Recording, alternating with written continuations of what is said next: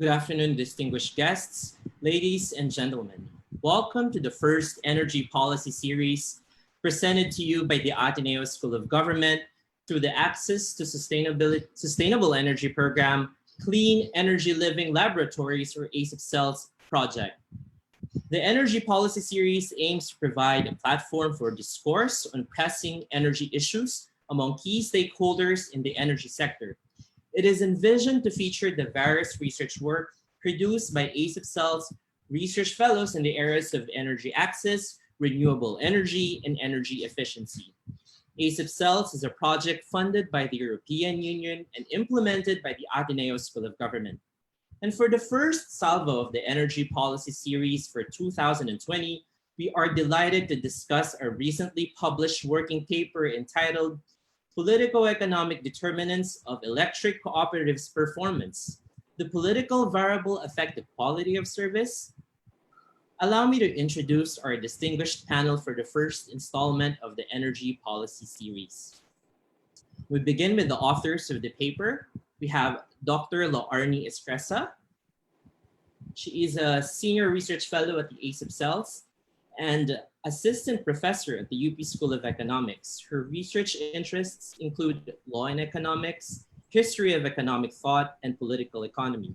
She earned her PhD in law and economics at the University of Bologna and Erasmus University, Rotterdam, and her European Masters in Law and Economics at the University of Hamburg and Ghent University. In presenting the paper, Professor Escresa will be joined by Adrian Glova. He is a research assistant at the Ateneo Policy Center. He completed his bachelor's degree in economics from the UP School of Economics and currently finishing his Master's of Science in Statistics at the same university. Professor Escresa and Mr. Glova will also be joined by two other panelists, making up an almost all-female panel. To provide an industry perspective, we have our discussant, Atty. Vicar Lofranco from the National Electrification Administration. Atty. Lofranco joined the National Electrification Administration in November 2016 as head executive assistant at the Office of the NEA Administrator, Edgardo Armasungsong. On December 2017, she was appointed as Department Manager of the Corporate Communications and Social Marketing Office, and thereafter assigned as the NEA Deputy Administrator for Corporate Resources and Financial Services in acting capacity on April 2018, which she served until February 2019. At present, she is the Deputy Administrator for NEA Electric Cooperative Management Services sector, under which she oversees the three departments in the sector: Management Consultancy Services Office, Institutional Development Department, and EC Audit Department. Atty. Lofranco started her private practice in 2009, where she handled corporate and administrative cases, particularly with the Energy Regulatory Commission, and taught commercial law subjects in a community college. She earned a Bachelor of Science in Accountancy from the University of San Carlos in 1998. She's a graduate of Bachelor of Laws from the Bukidnon State University and was admitted to the Philippine Bar in April 2009. Last and certainly not the least, our moderator for today's Energy Policy Series, we are pleased to have Professor Majah Ravago. She is an associate professor at the Economics Department of Ateneo de Manila University. She was the program director of the USAID Grant Energy Policy and Development Program from 2014 to 2018 at the UP Econ Foundation Incorporated. She has published papers on electricity economics, resource management and sustainability, climate change, agriculture, and experimental games. She served as the president of the Philippine Economic Society in 2018. And in 2016, she was awarded the Outstanding Young Scientist in the field of economics by the National Academy of Science and Technology. She earned her Bachelor of Science in Business Economics and Master in Economics from the University of the Philippines. She obtained her PhD in Economics from the University of Hawaii in 2012 under the East-West Center Graduate Degree Fellowship Program. A few housekeeping rules before we officially begin the discussion. Please note that the webinar is also being broadcasted simultaneously via Facebook Live. All participants are under mute during the entire session to ensure a smooth discussion and avoid any technical difficulties. During the question and answer portion, participants are instructed to use the Q&A function in the Zoom platform. You may start sending questions during or after the presentation of Professor Escresa and Mr. Glova. After the webinar, we will direct you all to a post-event survey form to get your feedback and suggestions. And lastly, for those who are interested to obtain an electronic certificate of attendance, please remain engaged for at least 45 minutes and accomplish the post-event survey form. The e-certificates will be sent a week after the event. Thank you very much. And now I yield the floor to our panelists. We begin with Professor Escresa and Mr. Glova's presentation.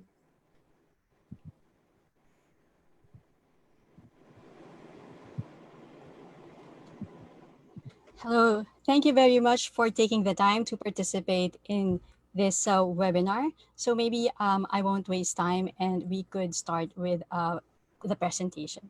Next slide, please. So maybe we, next slide. So we begin immediately, Adrian. Next slide. Next slide, please. Okay. Okay. So first, we want to motivate the study. What is the importance of the study? So the benefits of providing access to reliable, affordable, and sustainable electricity are widely established. It promotes economic growth and economic development. It also plays a role in the economy structural transformation, especially the transition from agricultural production to manufacturing and transitioning to the so-called service economy. It also has a important role to play in bridging the gap between the poor and the rich. So if we want to look at a good source of would be the book edited by our colleague Majah Ravago, Powering the Philippine Economy. So having said this, how are we faring? How are we faring with the delivery of electricity as good and service? So let's look at how well we are performing when compared with our ASEAN neighbors. And this shows the system loss rate over time from 2003 to 2014. And the Philippines is shown by the performance of the Philippines with respect to system loss rate is shown by the dotted blue line. And as you can see here, from 2012 to 2014, there was a remarkable decrease in system loss rate. And while before that, we were the highest in among ASEAN countries, we have converged to Indonesia. So maybe Indonesia would be better to compare because of our island characteristics, island country characteristics. Next slide, please. So that previous slide was from the World Bank, and this is from ENER data, which shows the same trend. It goes down, and we are reducing the gap with Indonesia. The Philippines is the blue bar, and Indonesia is the gray bar. Next slide, please. So you may be wondering, but this distribution losses might be related to our electrification efforts, because for sure, as we try to, we're still here.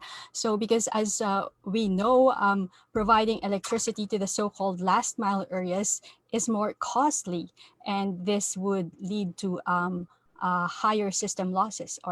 But as you can see here in this slide, Philippines again is shown by the blue dashed line. When we compare our rural electrification rate with our ASEAN neighbors, we lag behind. So our study is driven by this. What could possibly explain this trend? Next slide, please. So we focus our study on ECs. Why? Because ECs electrify about 56% of the household in the Philippines, and in rural areas, the task of ensuring electricity access and quality of service falls in the hands of the ECs.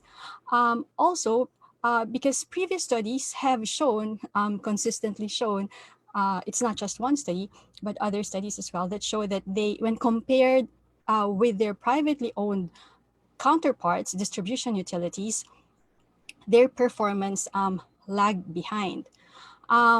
There are two explanations. One is economic and spatial, and the other is politico-economic explanation. And again, our review focuses on the latter. But you may be wondering, has this always been the case? Maybe it would be useful to go back to the history, the raison d'etre, or the reason for being of ECs. What would explain this institutional structure?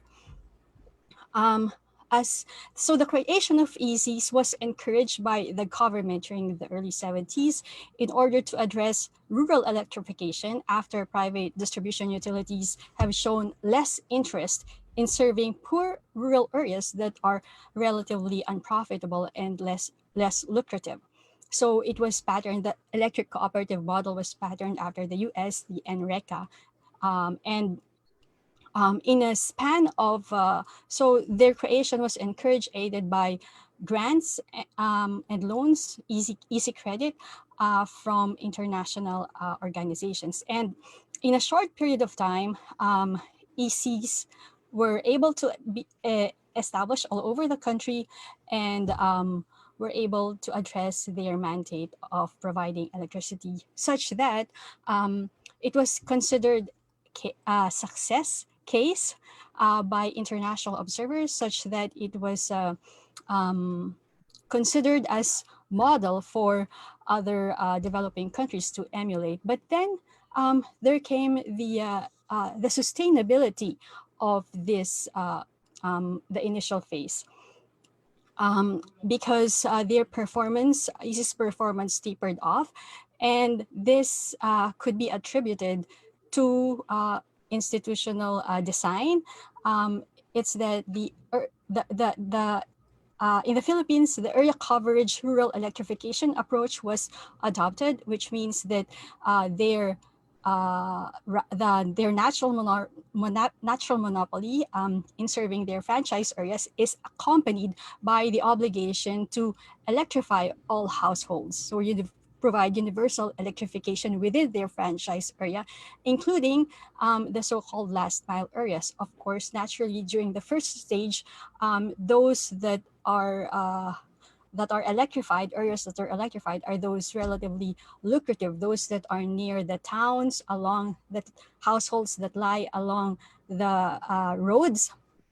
But after this initial phase, then comes the more difficult phase of providing electricity to the so-called last mile areas. As next, please. So as you can, next slide, please.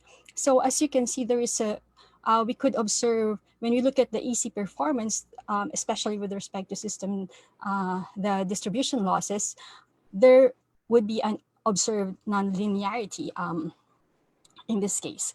Why? Again, because the marginal cost of extending the grid line to these last mile areas is relatively higher than the marginal revenue, especially considering that in rural areas, households are more widely dispersed. And then there are also factors. But now comes the second explanation. So next slide, please. And that is that EC operations are politicized. What do we mean exactly by politicization? It means that politicians interfere in the EC decision making and operations, such that in order to pursue their self-interest, mainly to get elected or mainly to less altruistic motives, such as engaging in kickbacks. So, and this is also the more, sometimes the more salient reason. You read about it in the newspapers and some anecdotal evidence. And when politicians interfere in the operations of the ECs, then it deviates away from efficiency and welfare, social welfare considerations. So what are this? How exactly? What are the mechanisms by which politicians could interfere in EC operations. So these are documented in anecdotal evidence, as I mentioned before, and also by case studies. So one is the Hasnain and Matsuda study by the World Bank, and it says that electricity grid is extended to favor the politicians' political bailiwicks, or they would direct the service provision to areas where they expect where to get their swing votes in order to win. Another is through the lenient treatment for non-paying customers in the same areas. ECs may also be pressured to offer employment to the politicians' key supporters or kin, thereby having a bloated bureaucracy. And the other channel is through the financial channel, where the politicians may try to influence the bidding outcome of the purchase of equipment or the supply of power to fund campaign, or again get kickbacks. Now you may next slide please. Now you may ask, but does this mean that a politician will always exert their influence that will lead to poor service delivery? And the answer is that it depends on the benefits and costs of doing so, because while engaging in rent-seeking and opportunistic behavior would allow them to raise money to finance their electoral campaigns or gain votes, in the end, this will all boil down to poor service quality of the ECs and higher electricity rates, which would then make them unpopular. So the politician would make this cost-benefit calculus when making this particular decision. Now, Hasnain and Masuda said that this incentives depends on the characteristics of the politician's jurisdiction. So, for example, if most of the voters, in his jurisdiction get the source of their income is primarily from agriculture, where electricity quality of electricity is not so important. It's enough to have access, a light bulb, then this would raise the incentive to engage in rent seeking. But on the other hand, if his constituents majority are employed by industrial sector or service sector, then this sectors place a premium on quality. For example, no brownouts or 24-hour service, etc. So this depends on the characteristics of the politician's jurisdiction. And Hasnain and Matsuda said that this incentives, because of this, the incentives between local politicians and national politicians would differ because local politicians are relatively more parochial, so they would be more incentivized to engage in rent seeking as compared to the national politicians. But and he also said that this also depends on the level of interaction between the local and national politicians. However, if we look at the if we speak of political competition in the context of the Philippines, then it's hard to ignore the role of political dynasties. So next slide, please. Next slide, please.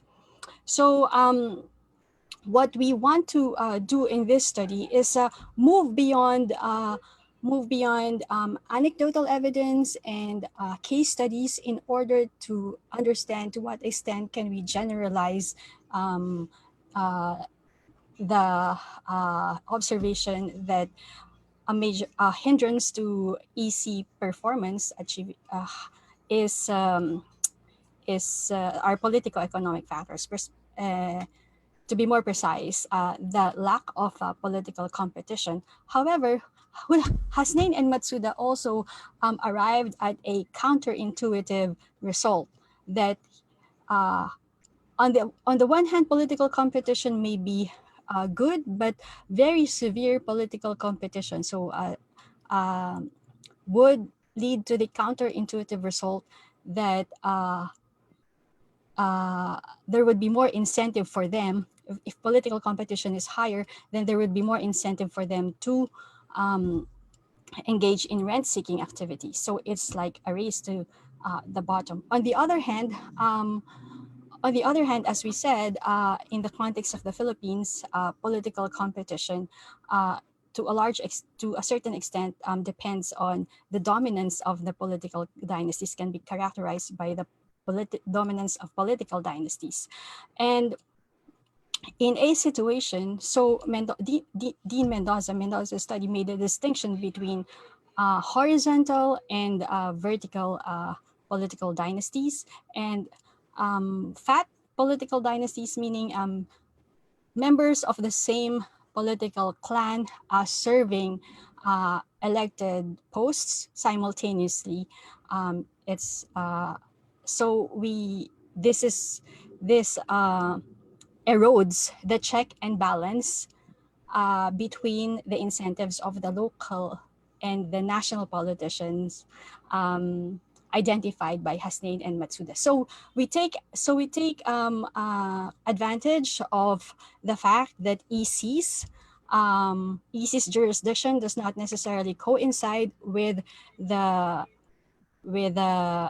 political boundaries, and we would like to explore whether what would be the effect of political competition EC by looking at whether what's the effect, whether EC franchise areas having more than one legislative district or covering more than one province would lead to relatively poor performance, which is what Hasnain and Matsuda identified.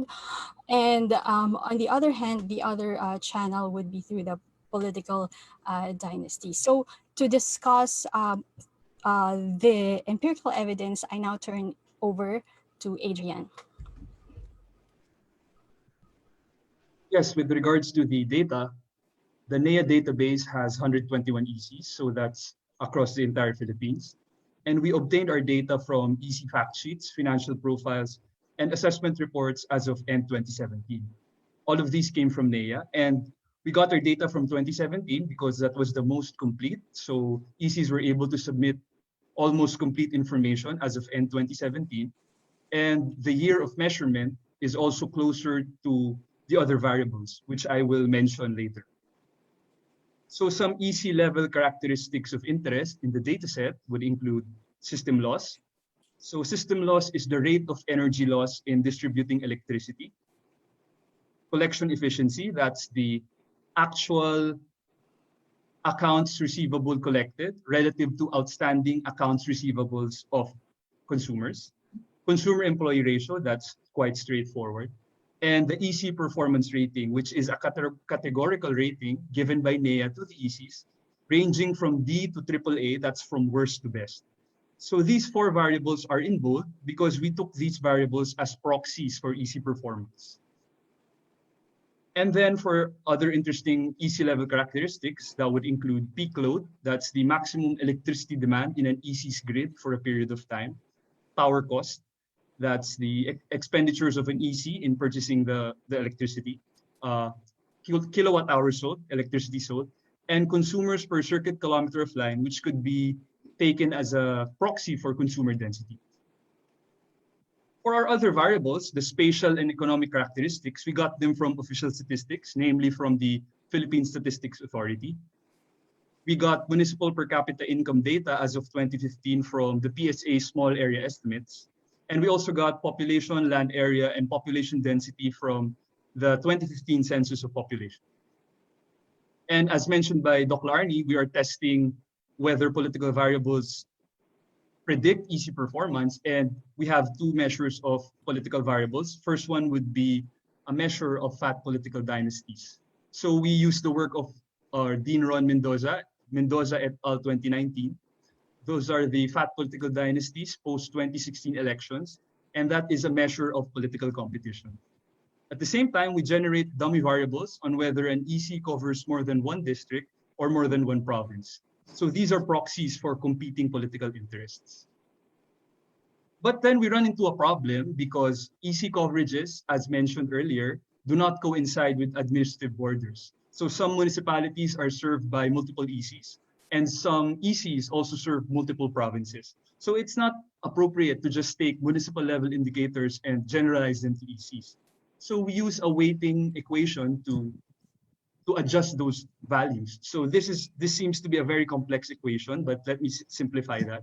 So the X sub I case, those are the municipal variables. So consider, for example, municipal per capita income.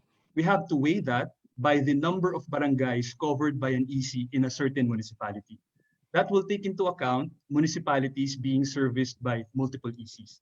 At the same time, we put a weighting on its population because some municipalities are larger than others. So it wouldn't be appropriate to just take a simple arithmetic mean of municipal values to come up with EC level indicators.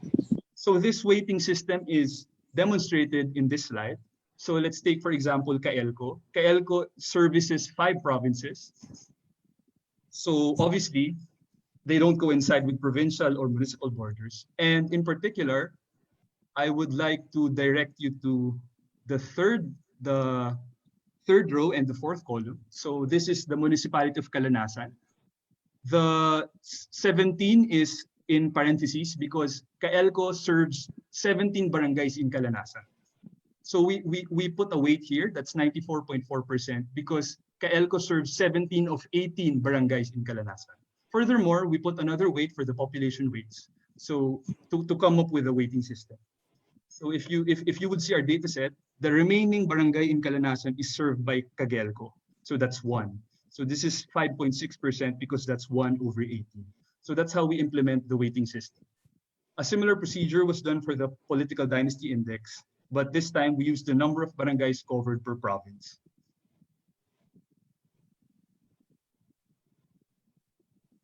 Moving on to our model building. So in essence, we are using statistical tools to find correlations between spatial, economic, and political variables and our EC proxies, EC performance proxies. So we use ordinary least squares regression for consumer-employee ratio. And we also remedied the problem of inconstant variance. So we use, for those into econometrics and statistics, we use heteroskedasticity consistent standard errors. And we check the usual assumptions like multicollinearity, exogeneity, linearity, and of course, the normality of error terms. So we could come up with reliable p-values and confidence interval estimates. For system loss and collection efficiency, we also use special tools. You see, system loss and collection efficiency take on values between 0 to 1. So they're not just like any other continuous variable. They are rates or percentages. So they range from 0% to 100%. So this is why we use beta regression. And then for endpoints, for values taking on 0 or 1, there's a transformation by Smithson and Verkuilen. Another advantage of the beta regression is that it can take on many shapes. So for the OLS model, you have to remedy heteroskedasticity, but in beta, it is already automatically incorporated because the variance of beta is a function of its mean. And we also used another model, fractional model for system loss and collection efficiency. So like beta, it is advantageous in modeling rates and percentages in the unit interval. But an added advantage is that it can treat values at the boundaries. So particularly for collection efficiency, 1/4 of the data have collection efficiency of 100%. So that's an advantage of fractional logic. Furthermore, it is robust to distributional assumptions. So in beta regression, you assume that the model follows a beta distribution, but fractional regression is more lenient in making the assumptions. And for the last model, we used ordered logic for performance ratings because, as I mentioned, performance ratings are ordered categorical variables. So that's D, C, B, A, AA, AAA from worst to best. So we have to take that into account. So we use ordered logic. So in summary, again, this slide seems complicated, but in summary, what we're trying to do is to model the Y's, our dependent variables. Those are our proxies for EC performance, system loss, collection efficiency, consumer employee ratio, and the performance ratings. We're modeling them as functions of our predictor variables, and that would be our spatial indicators, our economic indicators, and our political variables. So we're trying to figure out if these variables, independent variables, are somewhat correlated with our EC performance indicators. So I will spare you the raw results of the regressions because they are quite difficult to interpret. So I will just proceed with the average marginal effects. So the first regression deals with collection efficiency. That is the dependent variable. And the independent variables are summarized in the table. So I already highlighted in bold the factors which are significant at the 5% level. So first, population density is positively correlated with collection efficiency. So a very small increase in population density is associated with an increase also in collection efficiency. So that's good.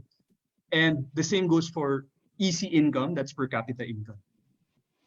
On the other hand, for political dynasty index, a small increase in political dynasty index translates to a decrease in collection efficiency. So the relationship is negative, it's reversed. The higher the Pol-Dy index, the lower the collection efficiency. And you will notice that the marginal effects are quite small, but I'd like you to consider the nature of the marginal effects. They are, strictly speaking, they are partial derivatives, meaning small changes in Y for small changes in X. At the same time, collection efficiency runs from 33% to 100%. So it's really contained in a very small interval. So we expect marginal effects to also be very small. So if I would translate the effects to percentage points, they range from plus minus 0.1 to 0.2 percentage points. And that's reasonable considering the values are constrained in the unit interval. And here I'm showing the results of consumer employee ratio as dependent variable. You can see from the table of average marginal effects that the political dynasty index, Pol-Dy rate, is also negatively correlated with consumer employee ratio. So this means that if you increase the concentration of fat political dynasties by 1%, you decrease consumer employee ratio by 4 persons. So higher political dynasty index is associated with more bloated bureaucracies. So in general, we use different methods and different proxies for EC performance, different model specifications, so we could come up with more robust results. So just to summarize our results, higher concentration of fat political dynasties was found to be significantly correlated with lower collection efficiency and lower consumer employee ratio. And for the other indicators like system loss and performance ratings, the same observation could be made, but the results are not strong enough to be statistically significant. So we no longer show those regressions in the interest of time, but you may find them in the working paper to be uploaded in the ASEP website after this event. So in summary, we found some evidence that weak political competition in the form of the political dynasty index is associated with poorer EC performance. Next, for our other political variable, the multiple districts and multiple provinces, we found no evidence. The quality of service is different for ECs serving multiple districts or multiple provinces. So to translate that in the framework discussed by Dr. Laarni, the multiple political interests for ECs do not significantly affect their performance as far as our study is concerned. And for the other variables, allow me to also summarize our results. Higher consumer or population density is associated with better EC performance. This is straightforward because more dense populations are easier to electrify. So it's less costly to extend electricity lines to households when the households are closer to one another. Next, higher per capita income is associated with better EC performance. So when the coverage area is better, has higher income, they also have higher capacity to pay, and that bodes well for collection efficiency because consumers are able to pay their bills on time. And at the same time, we think that higher per capita income is also associated with greater demand for quality of service. So easy performance is also correlated positively. And another interesting result is that electricity sold is correlated with easy performance. So when we used gigawatt hours sold in our model, we saw it as a proxy for EC size, because presumably larger ECs sell more electricity. So in this sense, we found evidence for scale economies, such that electric cooperatives become more efficient at distributing electricity when they distribute larger amounts of electricity. So scale economies. And to finalize our presentation, here are some policy recommendations from our working paper. So the first one would be to reduce politicization of ECs. So ECs should be independent, particularly their board of directors. Next, a cap on campaign expenditure may also be adopted. So campaign expenditures may be prohibited and instead subsidize a uniform amount for information dissemination. Likewise, the management of ECs should be shielded from political lobbying. So crucial to this would be ECs recruiting and retaining competent GMs, general managers, top managers, and employees. Next, the role of member consumers and NEA must be asserted for oversight and check and balance. So we think that member consumers should be encouraged to play a more proactive role in the election of representatives to the EC. So we have technology and social media that could be used to lower the costs of acquiring information for member consumers. And they can also stream the membership assemblies on social media. And as far as NEA's role, NEA's supervisory role and periodic evaluation also help in setting benchmarks for EC performance. So its independence should be maintained and strengthened. And in enacting EC reforms, in general, politico-economic realities on the ground must be considered. So institutional reforms to increase political competition should be pursued because they are related to improvements in energy service delivery. And overall, reforms to enhance social welfare must be pursued, keeping in mind politico-economic considerations. And I think this is our last slide.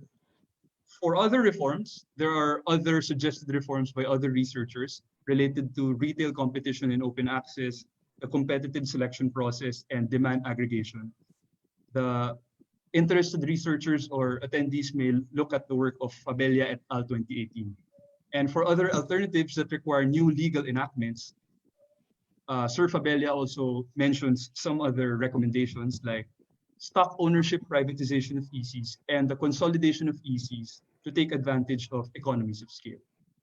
So that is the end of our presentation. Thank you very much. Thank you, Professor Escresa and Mr. Glova, for such a comprehensive presentation. The policy brief will be sent to all participants tomorrow, and we will also upload the policy brief through the ASEP website.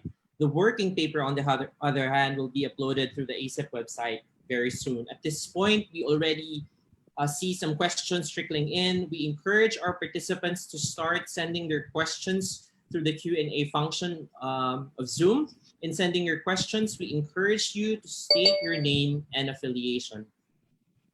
And moving on, let's have our discussant, Atty. Vicar Lofranco from the National Electrification Administration, to give her views about the paper.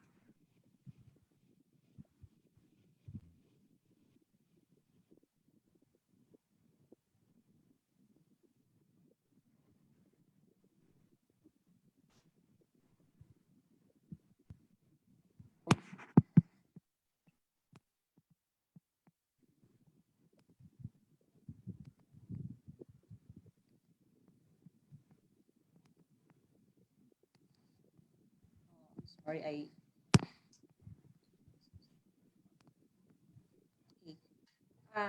good afternoon to all the attendees today. I'm coming in okay? Yeah. Yes. All right. Thank you so much. I can hear you perfectly. All right, thank you. At the onset, I would like to thank the Ateneo School of Government through the Ateneo Policy Center for inviting the National Electrification Administration of which I am representing today as a panelist for this energy policy webinar via Zoom. I can see that many of our colleagues from the NEA took time to join us today. Our administrator early on said that Administrator Edgardo Armasong said that he will also join. I know that we have some friends from PhilReca and the ECI organizations, the women and men of rural electrification, some general managers, management and staff of the electric cooperatives who registered today. Thank you for coming, the members of the attendees coming from the academe and government organizations. Friends, we welcome opportunities like this. And of course, this kind of online forum where we are able to share our thoughts on meaningful research and policy engagement. The NEA is happy to be part of this first installment of your energy policy series. This will indeed increase knowledge of energy policy community in the areas of governance and political economy related issues in the energy sector. So let me congratulate Dr. Laarni Escresa with her research assistant, Adrian Glova, whose working paper entitled Politico-Economic Determinants of Electric Cooperatives, EC Performances, do political variables affect the quality of service? So this is the subject of our webinar today. So we just heard her and of course, Adrian for their presentations on the key findings of the study. In sum, I'd like to mention these points and comment thereon. It is true that in rural areas, the task of ensuring electricity access and quality of service provision falls largely on the hands of electric cooperatives or ECs. No, the attainment of total electrification of the Philippines on an area coverage basis is a declared policy of the state to pursue being vital to the welfare of the people and sound development of the nation. To pursue its objective of total electrification, the state, through the NEA, organized electric cooperatives. The rural electrification was initially pursued through RA 6038, referred to as the National Electrification Act, which was signed to law on July 28, 1969. And that is why we celebrate our 51st anniversary this year, celebrating the gains of rural electrification. And coincidentally, the month of August is National Electrification Awareness Month. And so we celebrate that as well. In the desire of the government to effect changes and reforms in the social, economic, and political structure of our society, Presidential Decree number 269 was signed on August 6, 1973, which created the NEA as a corporation.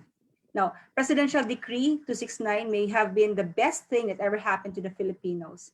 It's crafted and initiated during the Marcos regime. It's the best legacy ever handed to the Filipino people by then President Marcos. Yet one may have been oblivious of the fact that the program of rural electrification was originally conceived and designed promoting the Filipino bayanihan trait in order to provide the countryside the wonders of man's greatest intention, electricity. Bayanihan, cooperativism, to provide electric power in the countryside, the rural areas. So you have electric cooperatives to implement the government's rural electrification program. The program is deemed to spur regional and national economic development.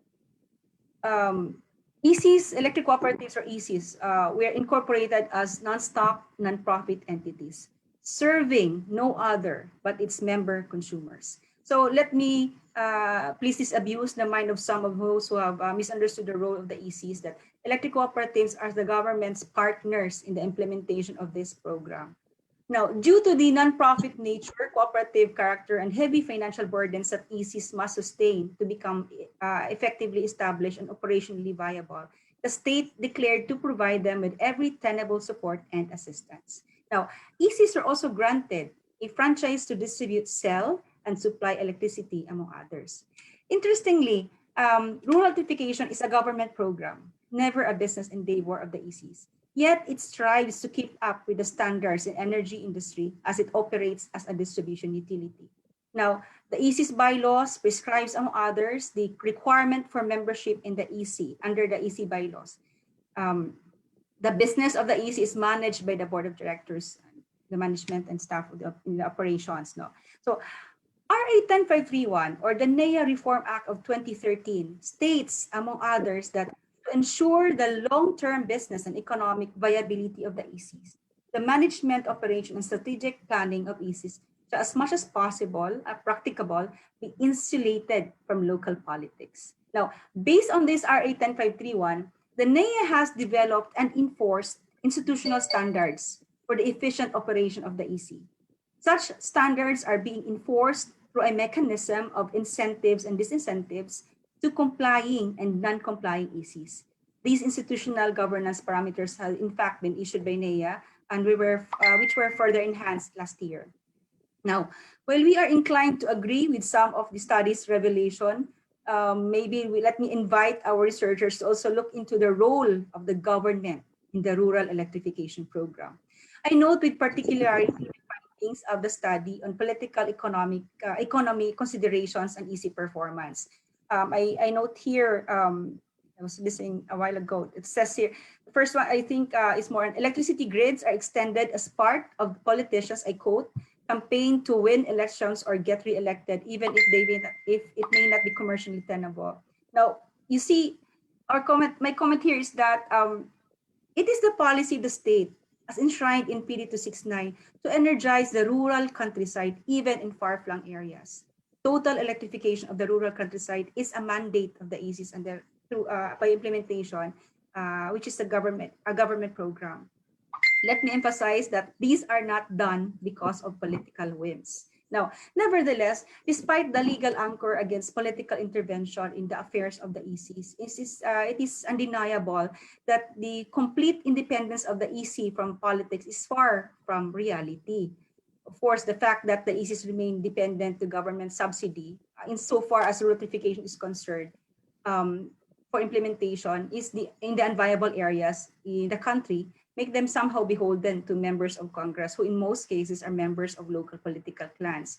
Pervasive political interference deeply rooted in the Philippine culture is indeed a force to reckon with in terms of the EC's freedom therefrom. But, and so in the other, I will discuss more on this later. In this, another finding here that another is through the financial channel by influencing the bidding outcome of the purchase equipment of the supply of power in order to fund their campaign or keep them as kickbacks, quote. And then it says, however, this is how I perceived it, as stated later a while ago. However, this translates to poor service quality, a higher ratio of employee per customer, higher prices, which will in turn affect the chances of the elected official from being elected, re-elected, or aspiring for a higher position. Hence, whether an EC is politicized depends on the rational politicians' weighing of the benefits and costs of rent-seeking, quote. Now, end of quote. Now, let me kindly inform you that all that we endeavored to safeguards are to be in place. We endeavor to have the safeguards in place. The NEA and the DOE issued policies that the ECs have to comply with, particularly the procurement process. Among these memoranda which lay down the implementing rules for the conduct of competitive selection process for the power supply agreement, procurement. These procurement policies are aimed to reduce, if not totally ease out, rigged biddings, so as to get the best price beneficial to the ECs and MCOs, member consumer owners. Another policy is that which suggests the revised EC organizational structure in order to prevent the bloating of EC personnel, as claimed in the it's claimed in the study. Now, I would also like to suggest for all of you and even to our researchers, you might also look into the website of the NEA. It's www.nea.gov.ph under the bar issuances to ECs, to obtain information on the memoranda of advisories that the NEA issued to the ECs in furtherance of its operations and management in the financial, institutional, and technical aspects. Now, NEA, being tasked to supervise the ECs in all its affairs, came up with various stringent measures in order to gauge the EC's performance. The issuance of restricted procurement guidelines served to minimize, if not prevent, the perceived undue interference of local politicos to further their campaign offers. To realize NEA's current vision to achieve sustainable rural development through the electrification program, NEA issued in 2019 the Policy on EC Member Consumer Owners Program for Empowerment, or MCOP. We believe that a strongly organized, well-informed, and actively engaged MCOs, or member consumer owners, are necessary towards the fulfillment of NEA's agenda. The objectives of the MCOP are to organize, educate, and involve all MCOs in the barangay level to improve the EC's operation in the community protect the rights and interests of the MCOs, address the improvement of EC services in the barangay, and get the MCOs involvement in the EC's CSR programs and other activities. So early this year, the NEA issued the Code of Governance for Electric Cooperatives for adoption of the ECs. The code defines the accountability, responsibility, and transparency in the EC. It provides the delineation of roles and responsibilities between the board members, the board and management, the EC MCOs, and other stakeholders. It includes the obligation of the electric cooperative to protect the rights and interests of the member consumer owners and provide sustainable programs and projects for the development of the community as part of its social responsibility. So these are just among the new regulations set by the current NEA management designed to improve the services of the EC, to make it truly responsive to its role as the indispensable partner of the government's program of rural electrification. Other significant relevant countermeasures were set in a motion as contained in various NEA memoranda in order to redesign the operation of the ECs towards a more productive institution. So we are likewise cognizant of the EC's relentless effort to serve the member consumers with quality service through the combined initiatives of the EC's allied organizations, the consumers' party lists, and the island organizations who have banded together to pursue the common interests, that is, advocating for sustainable rural development through rural electrification. So this is popularized with what they call now the One EC MCO movement, where it endeavors to forge a solid partnership between 121 electric cooperatives and the respective member consumer owners, or MCOs. So you see there is a need to mobilize the electric cooperatives member consumer owners or MCOs, in addition to the EC practice of good governance towards viability and sustainability, and the realization of the vision of rural electrification that paves the way for sustainable rural development. So on the question raised, do political variables affect the quality of service? I say to avoid or minimize political intervention, empowering the MCOs is crucial. Empowering the member consumer owners is crucial. And that's why the NEA introduced the MCOP, or Member Consumer Owners Program for Empowerment, which need to be understood and carried out by no less than COD management. Obtaining for the electric cooperative a set of competent, professional, and visionary members of the BOD and management are keys in dealing with political interventions. And with an empowered MCOs, the power of the grassroots will definitely prevail. So I would like to discuss now, moving on to the conclusion of my discussion, is on the policy recommendations of the paper. So I would like to quote those policy recommendations of the study. It says here, institutional measures to help the EC serve their mandate should be strengthened and pursued. So first, the EC Board of Directors should be independent. Our comment in this is that ECBODs are already independent. RA 10531 gives stringent qualification and disqualification requirements in order for member consumer owner to be a candidate for board of director. Now, a while ago, Dr. Laarni also mentioned that based on the anecdotal accounts, board election may also involve the transportation of individuals to the polling stations and vote buying. You see, unlike during national and local elections, some MCOs usually do not participate in the district elections. So maybe some candidates may have asked them to the polling precincts to vote. But that's precisely why we have the MCOP, because we would like to engage them and make them value their vote, be able to exercise their right to vote and come during the elections. Another policy recommendation, this was mentioned, that a cap on campaign expenditure may also be adopted. As an alternative, the campaign expenditure may be prohibited and instead subsidize a uniform amount for information dissemination. So we will consider, this is actually considered. And we definitely agree that member consumers should also be encouraged to play a more proactive role in the election of the representatives to the electric cooperative. And that the use of technology and social media could serve to lower the cost of acquiring information and streaming of membership assemblies.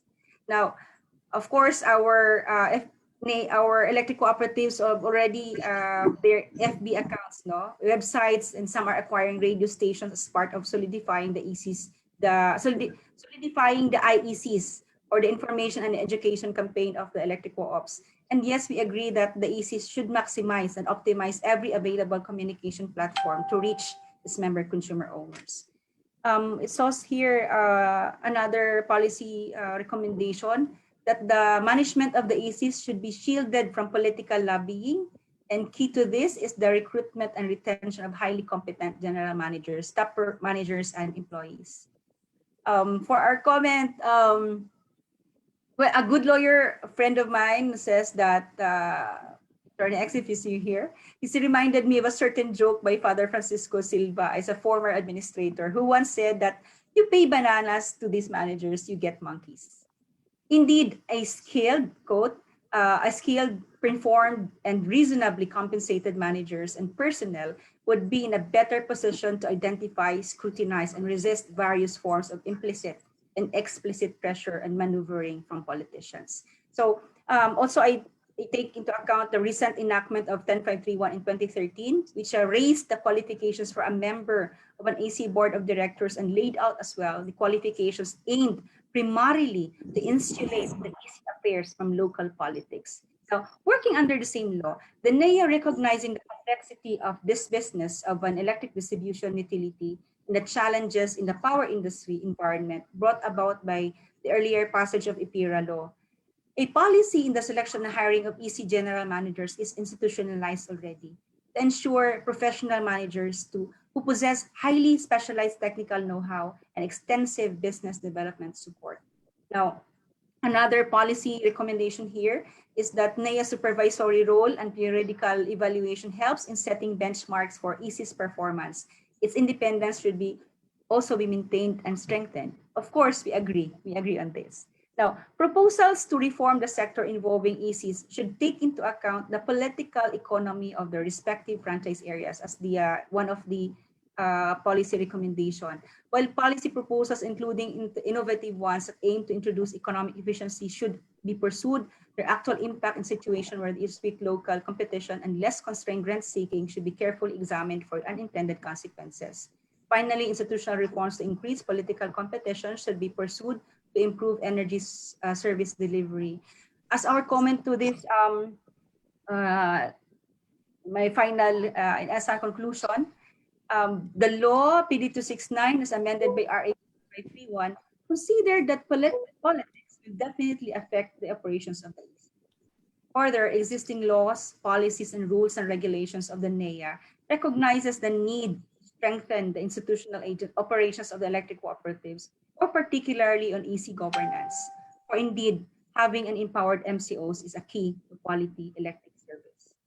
With the radical paradigm shift currently undertaken by electric cooperatives in its organization, governance, and calibrated operations under the supervision and guidance of the NEA, apt hosts that are well-informed, learned, participative, engaged, empowered, the future of rural education free from the bondage of political interference. So I think that's, and on that note, Adrian, for my discussion. Thank you very much, Attorney Lofranco, for your views and insights about the paper. We definitely appreciate that. Now, we turn to our moderator, Professor Majah Ravago, as we open the webinar to questions from our audience. It's also opportunity for the panelists or the members of the panel to respond to the comments made. Professor Ravago? Yes, thank you, Mark. Good afternoon, everyone. I will be your moderator. So we have only very few minutes, so we'll try to have all your questions answered. But before we entertain the questions posted in the Q&A, maybe we'll give time for Dr. Laarni and Adrian to respond really shortly to give reactions to Attorney Lofranco's comments. Laarni or Adrian? So thank you very much for taking the time to thoroughly read the paper and provide comments to the policy recommendations. And yes, we recognize, I think it's a positive step, what you have outlined, all the efforts, formal efforts to address the topic that we have discussed. But maybe what I would just like to say, while these formal efforts are commendable, maybe one objective of our paper is to make a distinction between de facto rules and de jure rules and de facto rules. So for instance, while formally there are these rules that safeguard the independence of the ECs and the NEA, they are already in place. Maybe the next step is to watch out for what actually happens. So for instance, in the case of while board of directors, there are instances like you read on the newspaper, a recent incident, for instance, while anyone could theoretically run for as representative of their EC of their district in the board of directors of the ECs. There are also threats, for example, violent threats. So I would just like to, because this is inspired by work on a former colleague of mine, that in fact, in reality, what is more important are the de facto rules, what exactly exists. Well, on paper, this may be nice then, but what happens is to what extent are they actually applicable, and to what extent can those who are the politicians, for example, to what extent could they evade these measures. So maybe these are the things that we have to watch out for. And what our study is saying is that while we also refrain from citing individual cases, because sometimes we think that this may be driven by certain selection bias, right? But what the paper shows is that this trend is generalizable, right? So we have to watch out for that, and then maybe in areas where where there are fat political dynasties, we have to be more attentive or cautious about the interference of a political dynasty. So in the end, we appreciate, we recognize all these efforts that you mentioned, but as we our purpose in this case is to the next step would be to safeguard the de facto rules, which is more important actually than the more formal rules. Thank you very much. Okay, so let's move on to reading some of the questions posted on Q&A. This is from Lorenzo de Vera.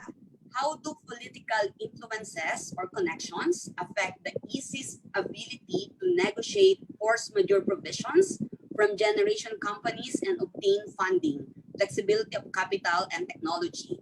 This is an issue brought up by Ahmed 2020. So we'd like to answer, Laarni or Adrian? Laarni, you're muted. Yeah, so I'm not familiar with the paper. Maybe I should take time to read it first. But the thing is that it's very difficult to negotiate contracts or agreements when there's a force majeure, because the bargaining position is not equal. Because on the one hand, for example, there is a typhoon or a earthquake, for example, and there is urgent need to deliver electricity in these areas. So, for example, but the problem now is it's a trade-off, whether you would acquire the immediate delivery, or would you rather look at the follow the institutional safeguards first.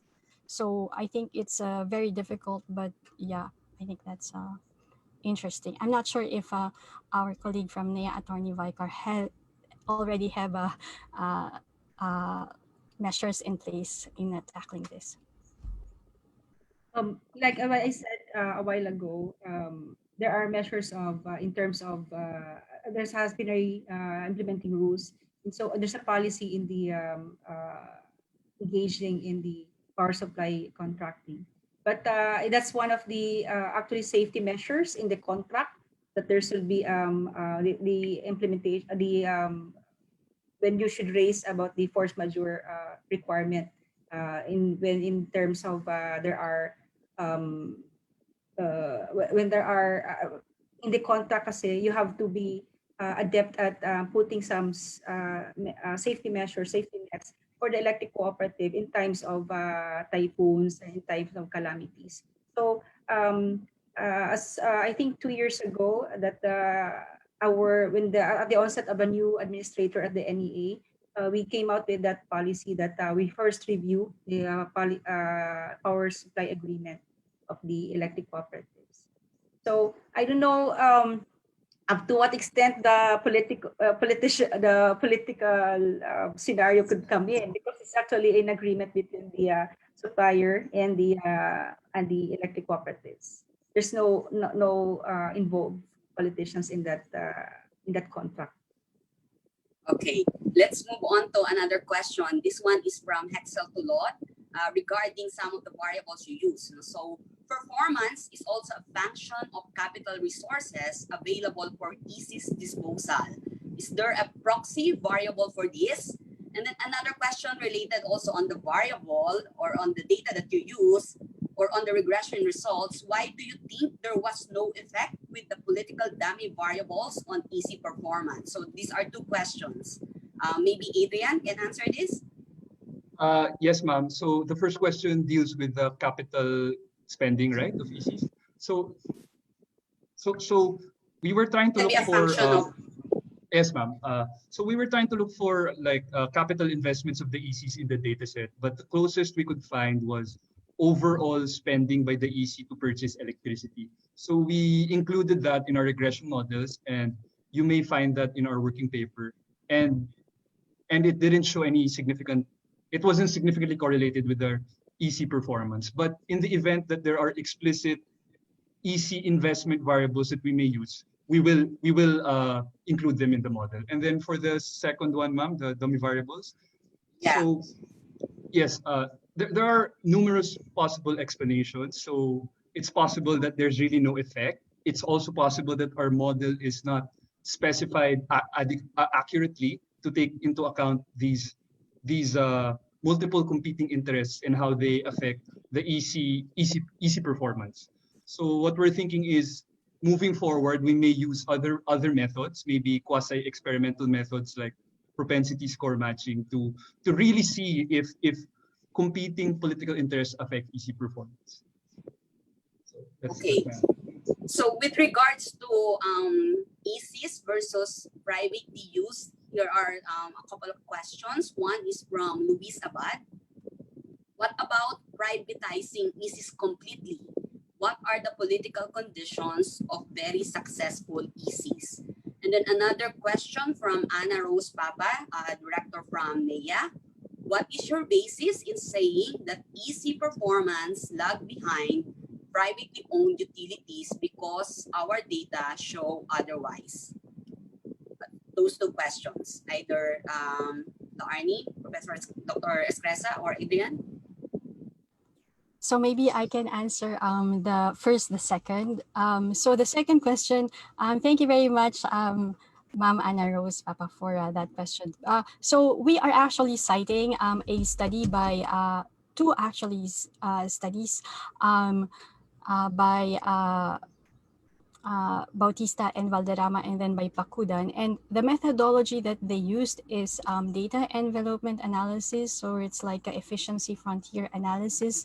And in this respect, there are certain methodological constraints because, for example, we also have to take into consideration, as we mentioned, the spatial characteristics of the ECs.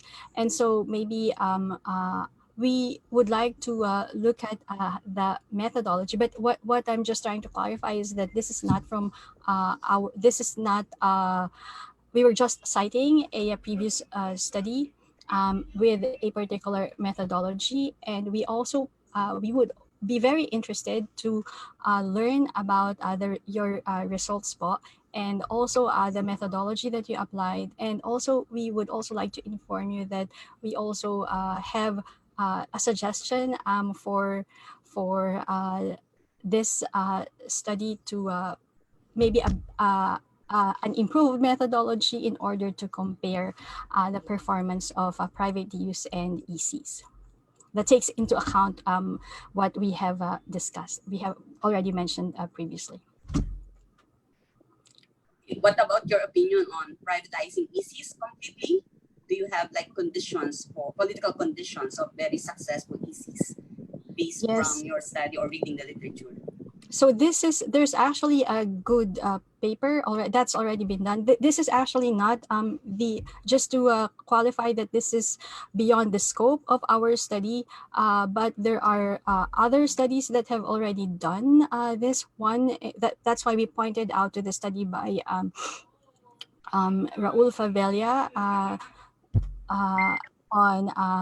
on the same book, Powering the Philippine Economy, Chapter 10, about the directions, alternatives to ECs. It dealt with a more, the chapter dealt thoroughly with the conditions, the incentives of the different ownership structures, etc.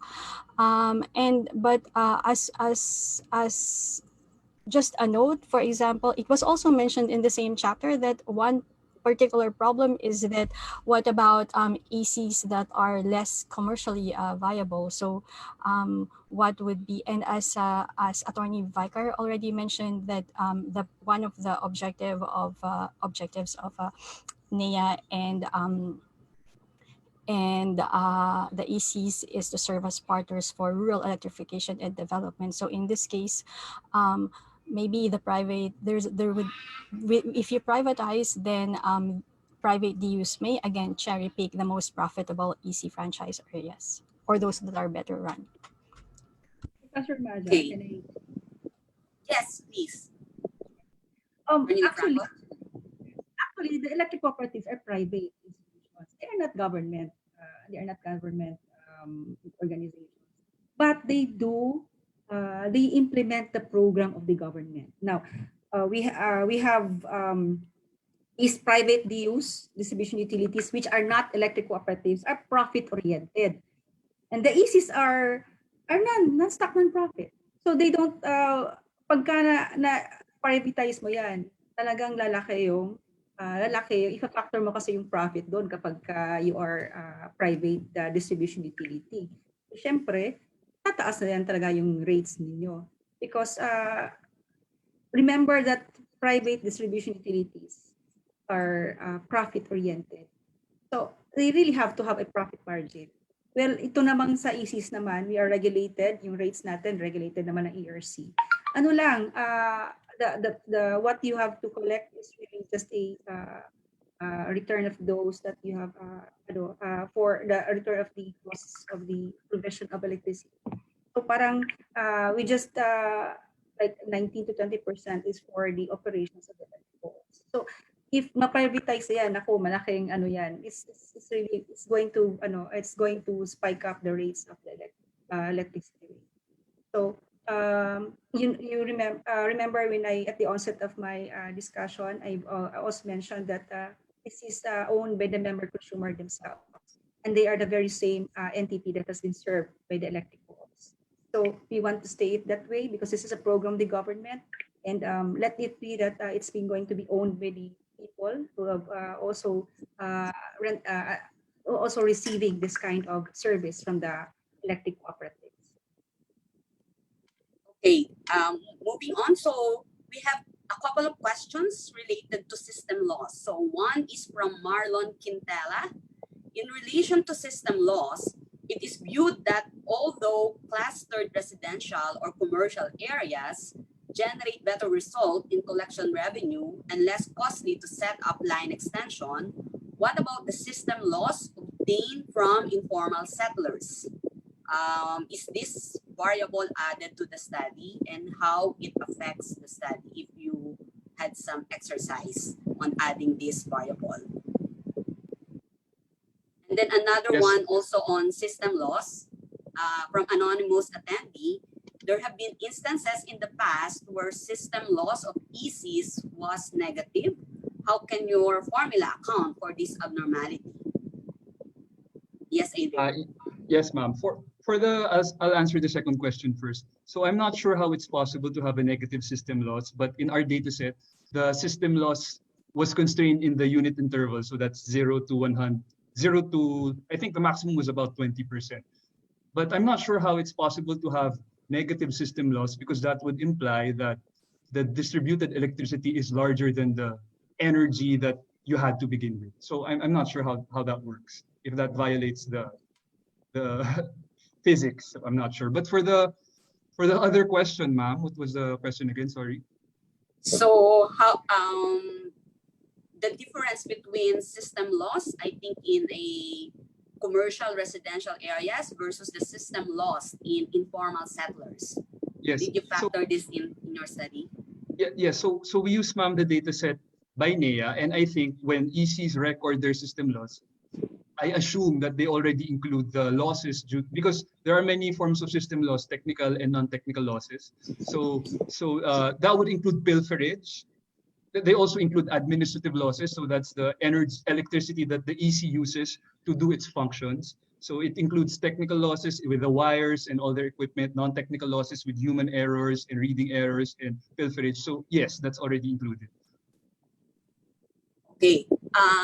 Two related questions. One from Bernard Paul Mangulab. When does a political intervention of ECs good for the public good?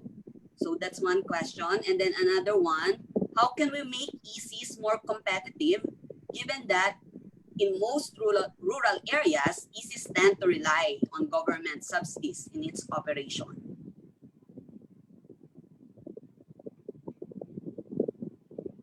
Doc Laarni, nakamute ka. Yeah. Sorry, again, I didn't hear. Oh yeah, okay. How can we make ECs more competitive given that in most rural areas, ECs tend to rely on government subsidies in its operation?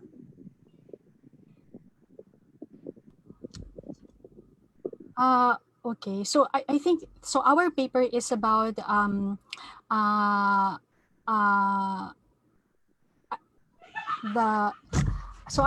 not sure if I understand correctly the question, but the thing here is that I think there are like what Atty. Vicar already said, there are institutional safeguards for this. But first is that the assumption, it appears to me that the assumption here is that elected politicians could influence the executive, for example. Like how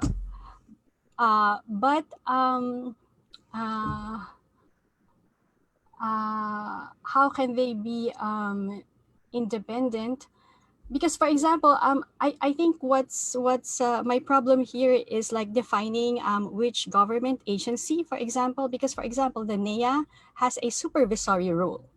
And in that case, is he saying that is NEA then part of this government, right?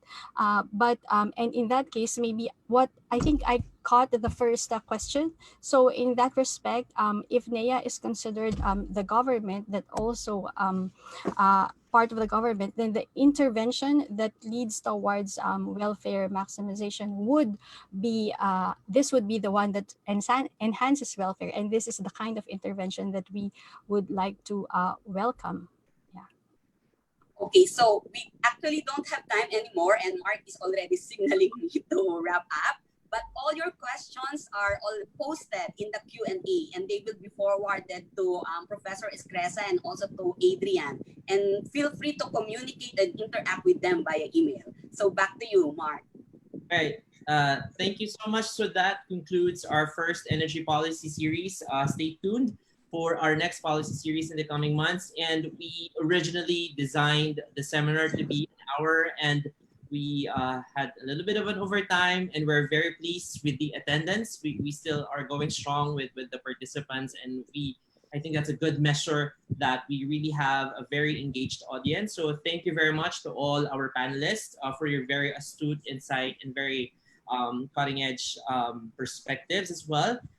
may we ask all the panelists to for us to have a Zoom photo op, Adrian? Yes, so So let's I all remove smile. it. Okay, ma'am. Let's all smile in 3, 2, 1. One more. 3, 2, 1. Yes, we're good. Right. So just very final reminder, again, the policy brief will be sent to all the participants through email. We will also be uploading a copy of it via the ASEP-CELLS website and also in ASOB's FB page tomorrow. The working paper will be available in the coming days or in a week's time for us, for all those interested parties to scrutinize the content of the study.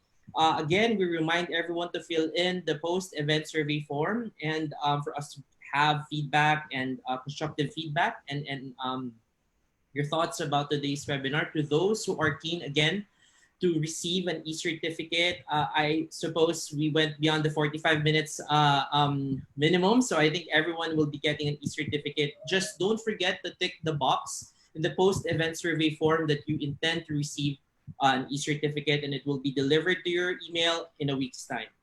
So again, the Energy Policy Series is presented by ASEP-CELLS, made possible by the generous funding and support of the European Union and implemented by the Ateneo School of Government. Again, thank you to our panelists. Please visit our website at asepcells.com, like the ASOB Facebook page for more updates. And we'll see you on the next Energy Policy Series. Enjoy the rest of your day. Thank you. Thank you. Thank you very That's much. Laarni and Adrian. Thanks, Thank then, you, everyone.